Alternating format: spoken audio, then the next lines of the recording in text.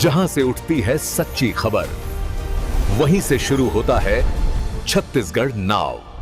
नमस्कार, मैं ज्योति और आप देख रहे हैं छत्तीसगढ़ नाउ डिजिटल। रायगढ़ जिले में बूढ़ी माई मंदिर ट्रस्ट की 7 एकड़ 30 डिसमिल जमीन पर 22 लोगों ने कब्जा कर रखा है।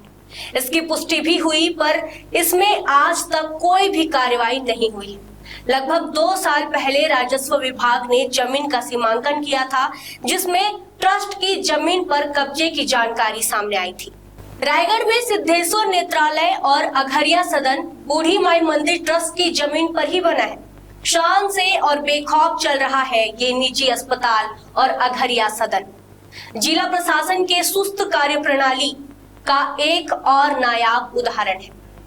ट्रस्ट की जमीन की खरीद फरोख्त कर या अतिक्रमण कर निजी अस्पताल अघरिया सदन के साथ ही लगभग 2 दर्जन लोगों के निर्माण की पुष्टि सीमांकन के दौरान हुई है। 2 साल पहले हुए सीमांकन के बाद अब तक इस मामले में कोई कार्यवाही नहीं की गई है। यही वजह है कि बूढ़ी माई मंदिर ट्रस्ट ने एक बार फिर से कार्यवाही की मांग की है।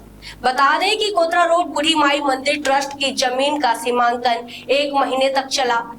आरआई और पटवारी ने इसकी रिपोर्ट तहसीलदार को सौंपी। जांच के बाद ट्रस्ट की जमीन पर काबिज 22 लोगों को औपचारिक नोटिस जारी कर उपस्थित होने को कहा गया था। जानकारी के मुताबिक ट्रस्ट की जमीन के बड़े हिस्से में नगर निगम का गार्डन, रुक्मणी विहार, कॉलोनी की सड़क, सिद्धेश्वर अस्पताल और अघरिया सदन का हिस्सा है और ओवरब्रिज से रेलवे क्रॉसिंग के बीच कई झोपड़ियां भी अवैध रूप से कब्जा कर ट्रस्ट की जमीन पर बनाई गई है।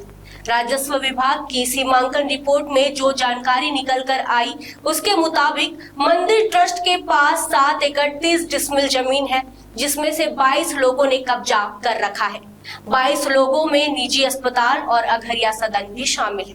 अभी बूढ़ी माई मंदिर के सीमांकन का जो नया आदेश हुआ है, उस आदेश को अभी तहसीलदार साहब देने वाले हैं।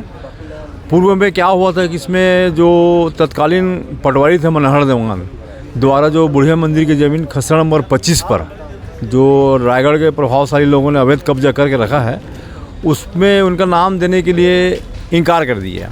उसके पश्चात हमने जाकर कलेक्टर महोदय के समक्ष पुनरीक्षण प्रस्तुत किया और कलेक्टर महोदय ने उस पुनरीक्षण को स्वीकार कर पुनः सीमांकन करने का आदेश किया है और जिसके पालन में तहसीलदार महोदय द्वारा अभी टीम गठित किया गया है और संभवतः आज वो आदेश मेरे को मिलेगा। तो इसी हफ्ते के अंदर बूढ़ी माई मंदिर का सीमांकन फिर हो जाएगा। ये रायगढ़ में अभी भूमाफिया बहुत ज़्यादा सक्रिय हैं। किसी के भी ज़मीन में जाके राजस्व अधिकारियों के साथ मिलकर कब्जा कर रहे हैं और कब्जा करने के बाद जो सरकारी ज़मीन है, ट्रस्ट की ज़मीन है, कई ज़मीनों को कब्जा कर रखे हैं और जिला प्रशासन पूर्णतः खामोश टाइप से बैठा है। और जिला प्रशासन का भी पूर्ण रूप से सहयोग लगता है मेरे को, तो जहाँ तक लगता है कि हाँ, प्रशासन के अधिकारी भी मिले हुए हैं और उनके द्वारा प्रेशर दिया गया है यहाँ पर। हाँ, प्रशासन को कड़ा कार्रवाई करना चाहिए। कलेक्टर महोदय को तो करना चाहिए कड़ा कार्रवाई, लेकिन वो कलेक्टर महोदय खुद शांत बैठे हैं। एसडीएम महोदय शांत बैठे, जानते हैं कि यहाँ अवैध कब्जा हो रहा है, ज़मीन बेचा जा रहा है, तो उसको है ना, इसके कारण है प्रशासन का तो सहयोग है उनको, भूमाफिया लोगों को। बूढ़ी माई ट्रस्ट जो है उसको जो संचालित हो रहा है, आए दिन वहाँ आना जाना मेरा लगा रहता है। मैं ये जो सीमांकन हुआ था पूर्व में और वर्तमान में जो आदेश होने वाला है, इसमें प्रशासन का ध्यान इस ओर आकर्षित करना चाहूँगा कि कॉलोनाइज़र द्वारा जिन खसरा नंबर की ज़मीनों को कॉलोनी बनाने के लिए स्वीकृति प्राप्त किया होगा, हमारे बूढ़ी माई मंदिर की ज़मीन में कैसे स्वीकृति मिल गई और कॉलोनी खड़ा हो गया।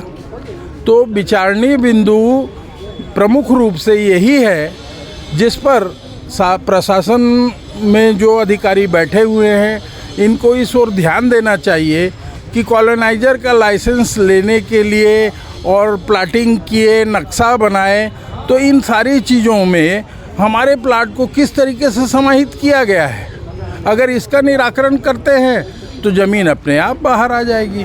तो मेरा यही निवेदन था प्रशासन से कि इस गंभीर मुद्दे पर शीघ्र जांच करके इसका निराकरण कराएं।